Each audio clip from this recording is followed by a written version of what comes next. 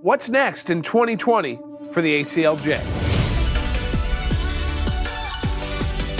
You know, to some of you, it might still be hard to write 2020 on your check. You might sometimes forget when you're writing down the date, it is 2020. But we're getting into that part of the time of the year where we're into the year. And I wanted to update you about just how busy the ACLJ has been on just a couple of issues: religious liberty and pro-life free speech. Kind of all of these issues involve really the right to free speech in different ways. So first, I want to take you to New Jersey. A young student, she wore pro-life buttons to school. She's pro-life, she's active in the pro-life movement, and she liked talking to her fellow students about the pro-life cause. Well, guess what her school did? Her school said, no more buttons, stop talking to fellow students about your pro-life beliefs. Of course, that's a restriction on her free speech. The ACLJ was contacted by her family, and immediately we sent off a demand letter to that school and said you were violating her constitutional rights. So you need to go and let that student know that she absolutely has the right, in the appropriate times, of course, when students are allowed to talk to each other about whatever they want and they're not in class during the class setting, to talk about her pro-life beliefs. And if the other students want to listen, they can listen, and she can wear those pro-life buttons. A victory for pro-life speech. Now let me take you to Illinois. Now we're still at the school setting, public school setting, but instead of representing a student, ACLJ representing a teacher who put together a Christmas display in her classroom. That Christmas display involved, of course, a Christmas tree, some reindeer, Santa Claus, but also a nativity scene. What did the school want to do? Of course, they ordered her to remove that nativity scene. So she contacted us, and the situation's been resolved.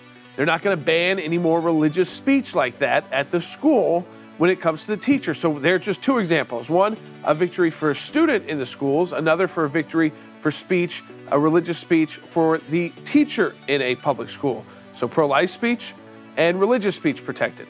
Then let's go, we're still in Illinois. We're at an FBI field office, and an FBI agent contacts the ACLJ. These agents, they work in cubicles. It's a field office of the FBI.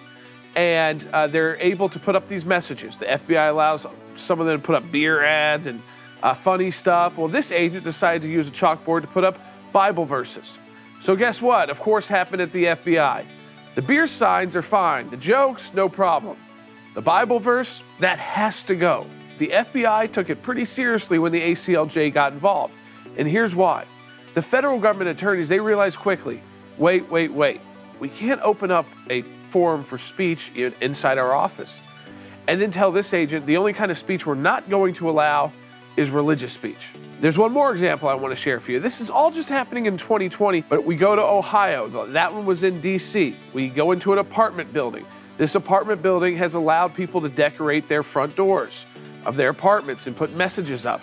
Surprise, surprise. What message did the apartment building say had to go? A religious one.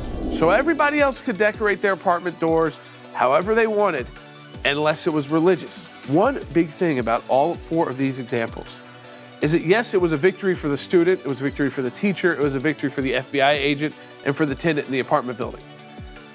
But in each of the cases, the policies were changed for everyone.